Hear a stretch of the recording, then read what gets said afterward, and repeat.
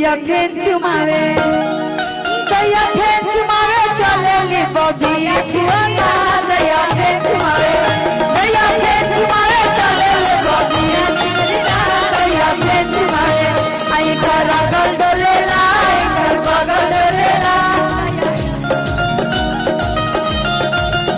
इकर गल डोलेला इकर बगल डोलेला इकर हाउ दंगे लटके अपना भैया ना दया फेन चुमावे चलेली अपना मुआना दया फेन चुमावे दया फेन चुमावे चलेली अपना मुआना दया फेन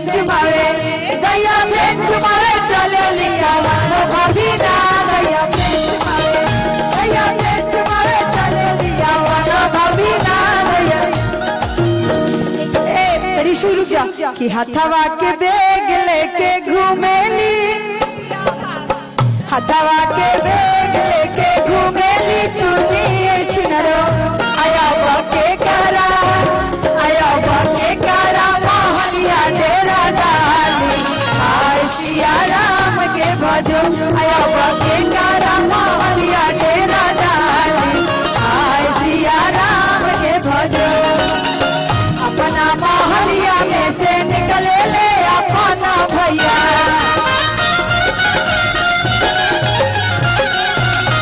अपना मोहनिया में से निकले ले अपना भैया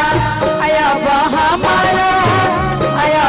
हमारा मोहनिया डेरा डाला आय सिया राम के भजो आया हमारा मोहनिया डेरा डाला आय सिया राम के भजो आया अपना मोहनिया डेरा डाला आय सिया राम के भजो अब हमारा मोहनिया डेरा डाला आय सिया राम के भजो अब हमारा मोहनिया आय सिया राम के भजो मोहनिया डेरा डाला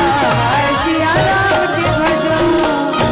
ये तो लड़की पक्ष वाले हैं, लड़की पक्ष वाले सवाल हैं। हाँ अच्छा वो लोग एकदम साइड है। कोई नहीं कि सोना पवला सिकड़ी पवला घड़ी गईला पाई बोला अब का चाहिए हो पता ना लड़का वाला लोग के समझ में आवत कि ना भोजपुरी नहीं समझ में आ रहा नहीं समझ में आ रहा रहने दीजिए जब समझ में नहीं आ रहा तो वहीं पे सही कि सोना पवला सिकड़ी पवला घड़ी गईला पाई बोला अब का चाहिए हो यही रुके हम लड़की पक्ष से हैं तो भाई बोलेंगे ही अब पवला सोना ऐसे भौजाई बोला अब का चाहिए हो बोला अब का चाहिए हो पवला सोना ऐसे भौजाई बोला अब का चाहिए हो बोला अब का चाहिए हो सोना पवला सिकड़ी पवला